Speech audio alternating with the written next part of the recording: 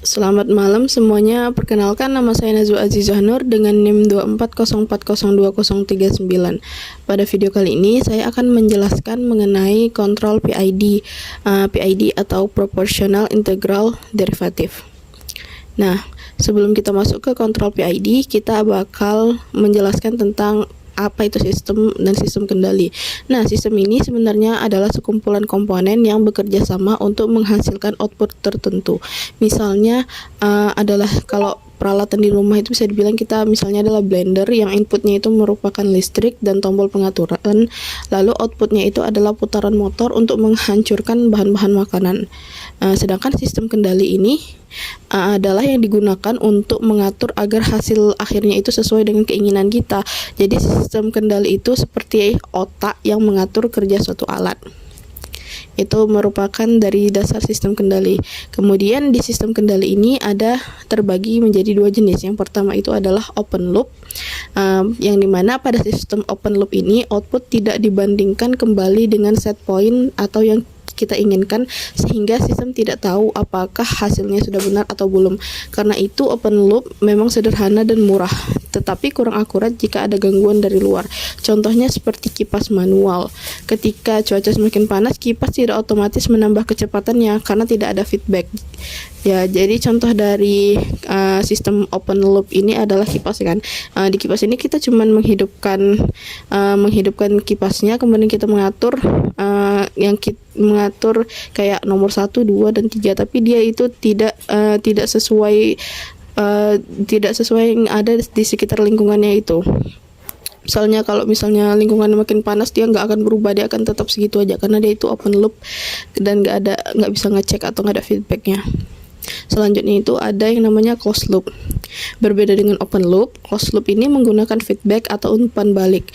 Outputnya ini akan selalu dibandingkan dengan nilai yang diinginkan atau set point-nya. Jika terjadi error, maka sistem otomatis melakukan koreksi sampai output mendekati set point. Contohnya seperti AC. Nah, ketika suhu ruangan naik, maka sensor akan mendeteksi perubahan tersebut.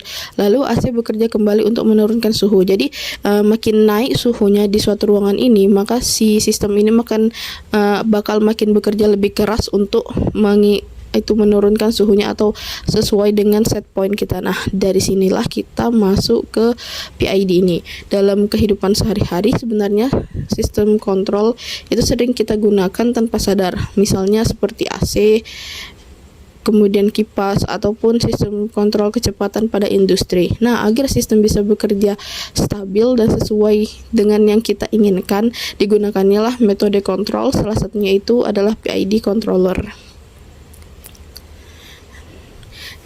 Dan PID ini adalah termasuk dari sistem closed loop tadi. Kemudian kita masuk ke PID, yang mana PID ini adalah proportional, integral, and derivative. Dalam sistem kendali sering terjadi error, overshoot, atau respon yang terlalu lambat. Karena itu diperlukan metode kontrol yang mampu membuat sistem lebih cepat, stabil, dan akurat. Salah satu metode yang banyak digunakan di industri ini adalah PID controller. Di sini saya akan menjelaskan bagian-bagiannya dari P, yaitu proporsional. Bagian proporsional ini bekerja berdasarkan besar error yang terjadi. Semakin besar error, maka respon koreksinya juga semakin besar. Tujuan proporsional adalah mempercepat respon sistem agar cepat mencapai set point. Namun proporsional saja biasanya masih menyisakan steady state.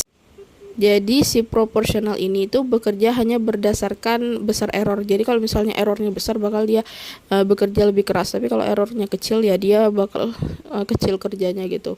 Jadi bisa dibilang dia masih kurang stabil kalau misalnya sendirian atau P aja. Selanjutnya itu ada integral. Integral ini bertugas menghilangkan error yang masih tersisa dalam jangka waktu tertentu. Jadi integral ini fungsinya itu bisa dibilang menghilangkan error steady state. Jadi jika output belum tepat mencapai set point, integral akan terus melakukan koreksi sampai error mendekati 0. Kelemahannya ini adalah respon sistem ini menjadi lebih lambat, dan jika terlalu besar dapat menyebabkan ketidakstabilan atau osilasi. Nah, makanya bisa dibilang integral ini juga nggak bisa sendiri karena dia respon itu lambat, jadi dia bisa dibilang harus dicocokkan dengan si P-nya. Kemudian masuk ke yang terakhir atau derivatif. Nah, derivatif ini kan bisa dibilang perubahan. Jadi dia itu bekerja pada laju perubahan. Derivatif ini bekerja dengan memprediksi perubahan error yang akan terjadi. Fungsi utamanya adalah meredam overshoot dan mengurangi osilasi sehingga sistem menjadi lebih stabil. Derivatif tidak bekerja berdasarkan besar error, tapi berdasarkan perubahan error. Jadi si derivatif ini tuh nggak bisa sendiri, karena kalau misalnya dia sendiri berarti kan si errornya tadi kan belum berubah kan, belum ada kontrol si P atau I-nya. Makanya kalau misalnya derivatif sendiri dia bakal nggak bisa dibilang nggak bagus atau nggak stabil gitu. Jadi dia itu butuh perubahan error atau perubahan laju error gitu untuk dia tuh bisa bekerja. Makanya si D ini tuh nggak bisa sendiri. Kemudian kombinasi dari PID ini adalah yang terbaik. Ketiga komponen PID biasanya digunakan secara bersamaan karena masing-masing memiliki fungsi berbeda. Si proporsional ini mempercepat respon, integral menghilangkan error steady state, sedangkan derivatif itu meningkatkan kestabilan sistem. Dengan kombinasi ketiganya, sistem dapat bekerja lebih cepat, akurat, dan stabil. Jadi PID controller ini merupakan metode kontrol yang sangat penting dalam sistem kendali modern karena mampu memperbaiki respon sistem agar lebih cepat, stabil, dan akurat. PID banyak digunakan pada industri, robotika, kontrol motor, hingga sistem otomatis lainnya. Sekian penjelasan dari saya. Kalau ada kesalahan, saya mohon maaf. Terima kasih.